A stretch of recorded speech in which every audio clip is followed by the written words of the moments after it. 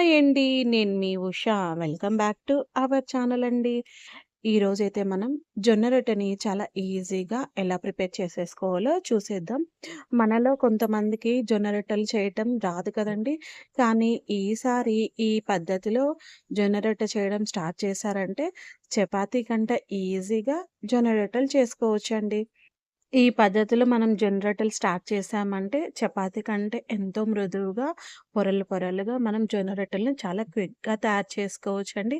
మనం first time చేసినా సరే, మన అమ్మ వాళ్ళు, అమ్మమ్మ వాళ్ళు, అత్తమ్మ వాళ్ళు చేస్తారు కదండీ! అంతే సాఫ్ట్‌గా జొన్న రొట్టె చేసిన ప్రతి జొన్న రొట్టె పొంగుతూ వచ్చేస్తాయండి. లేట్ చేయకుండా మనం ప్రాసెస్‌లోకెళ్ళిపోదాం. ముందుగా జొన్న పిండిని జల్లించుకొని ఇలా గ్లాసు కొలతలతో తీసుకుంటున్నానండి. గ్లాస్‌తో అయినా, కప్పుతో అయినా మనము ఇలా జొన్న పిండిని కొలిచి పెట్టుకోవాలి. ఒక ప్లేట్‌లో నేనిక్కడ 2 గ్లాసుల జొన్న పిండిని తీసుకున్నాను. అందుకు నేను స్టవ్ ఆన్ చేసి ఒక గిన్నె పెట్టుకొని కొలుచుకున్న గ్లాస్ తోటే 2 గ్లాసులు తీసుకున్నానని చెప్పా కదా! అందుకు 2 గ్లాసుల నీళ్లు తీసుకొని వీటిని వేడెక్కనివ్వాలండి. బాగా మరలాలి. అలాగే ఇందులో కొంచెం ఉప్పు వేసేసి ఇక్కడ చూపిస్తున్నట్టు నీళ్లు బాగా మరలనివ్వాలండి. అవి మరలిపోయాక మనం కొలత పెట్టుకున్నాం కదా జొన్న పిండి, ఆ జొన్న పిండిని ఒకటేసారి అంతా వేసేయకుండా ఫస్ట్ కొంచెం వేసేసి, ఆ వేసిన జొన్న పిండి అనేది నీళ్ళల్లో కలిసిపోయేలాగా కలిపేసి, మిగిలిన పిండిని కూడా వేసేసి, మనము నెమ్మదిగా ఈ నీళ్ళల్లో ఈ పిండి మొత్తం బాగా కలిసిపోయేలాగా కలుపుకోవాలండి. వేడిగా ఉంటుంది. చాలా వేడిగా ఉంటుంది. నెమ్మదిగా మనము ఈ నీళ్ళల్లో ఈ పిండిని మొత్తం ఇలా కలిపేసుకోవాలండి. ఇలా మనం వేడి నీళ్ళల్లో పిండిని వేసేసి సిమ్‌లో ఉంచి పిండిని మగ్గించుకున్నాము అంటే, ఒక్క 5 నిమిషాలు ఇలా మగ్గించుకున్నామంటే, మనము జొన్న రొట్టె అనేది ఫస్ట్ టైమ్ చేసినా సరే చాలా సాఫ్ట్‌గా వస్తాయి. మనకి తట్టడానికి రాదు కదండీ! ఇప్పటి కాలం పిల్లలకి. అలాంటి వాళ్ళ కోసం నేను చాలా సింపుల్‌గా ఈ ప్రాసెస్‌లో చేసి చూయిస్తున్నానండి. అలాగే గంటెకి అతుక్కున్న పిండిని కూడా గిన్నెలోకి వేసేసి, మూత పెట్టేసి ఒక 5-10 నిమిషాలు దీనికి వదిలేయాలండి. 5-10 నిమిషాల తర్వాత చూపిస్తున్నాను. వెంటనే చేసుకోవాలంటే మనం ఆ వేడిని పట్టుకోలేము కదా రొట్టె చేయటానికి. సో, 10 నిమిషాల టైం అలాగే వదిలేసేయాలండి.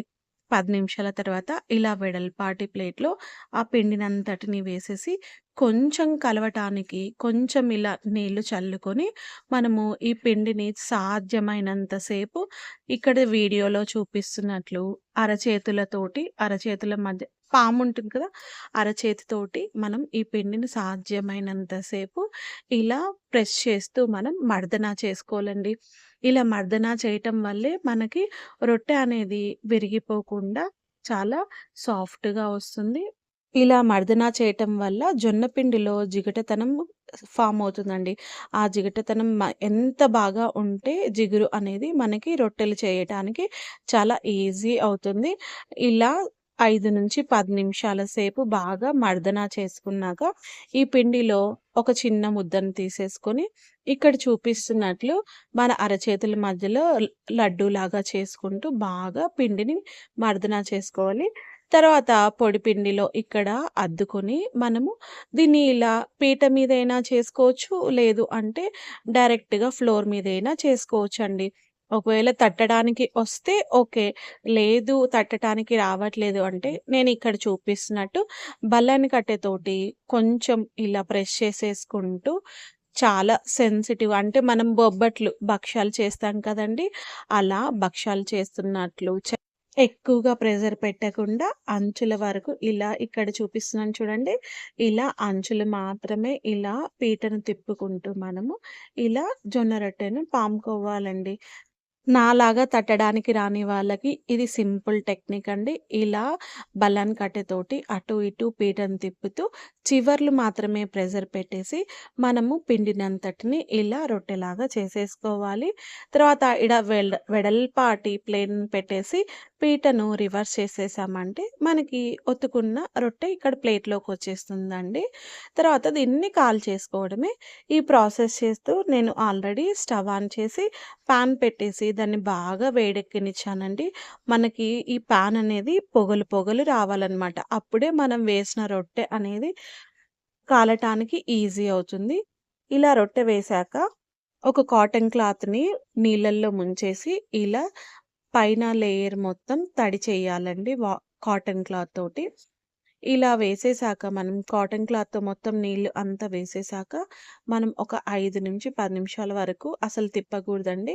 కాస్త పచ్చిదనం తగ్గాక రెండో వైపుకి కూడా తిప్పేసుకొని, ఇలా అటు ఇటు కలుపుతూ మనము కాల్చుకోవాలి రెండు వైపులా. చూడండి ఇక్కడ రొట్టె పూరిలాగా పొంగిపోతుంది.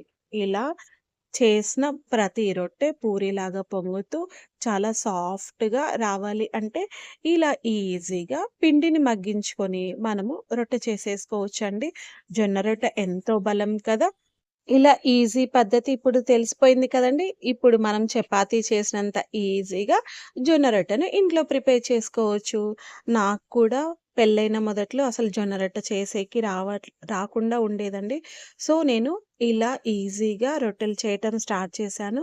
ఎంతో సాఫ్ట్‌గా ఉంటాయండి. చపాతీ కంటే మృదువుగా ఉంటాయి. ఇక్కడ వీడియోలో చూస్తే అర్థమవుతుంది కదా! ఇలా మనకు కావాల్సినన్ని జొన్న రొట్టెల్ని చాలా ఈజీగా ప్రిపేర్ చేసేసుకోవచ్చు. ఇలా చేసుకున్న జొన్న రొట్టెల్ని ఒకవేళ నాన్ వెజిటేరియన్స్ అయితే వాళ్ళకిష్టమైన నాన్ వెజ్ కర్రీస్‌తో సర్వ్ చేసేయొచ్చు. లేదు నాలాగా వెజిటేరియన్స్ అయితే నేనైతే ఈరోజు ఈ రొట్టెకి కూరగాయల్లో మహారాజులాంటైన వంకాయ తోటి గుత్తి వంకాయ కర్రీని ప్రిపేర్ చేసేసి రొట్టెతో సర్వ్ చేశానండి. వేడి వేడి రొట్టె, కమ్మనైన గుత్తి వంకాయ కర్రీతోటి ఈరోజు మేము బ్రేక్‌ఫాస్ట్ చేసేసాము. ఒక్కసారి మీరు కూడా ఈ పద్ధతిలో జొన్న రొట్టెని చేసేసి మీకెలా అనిపిచ్చిందో నాకు కామెంట్ చేయండి. వీడియో నచ్చితే లైక్ చేయండి, షేర్ చేయండి.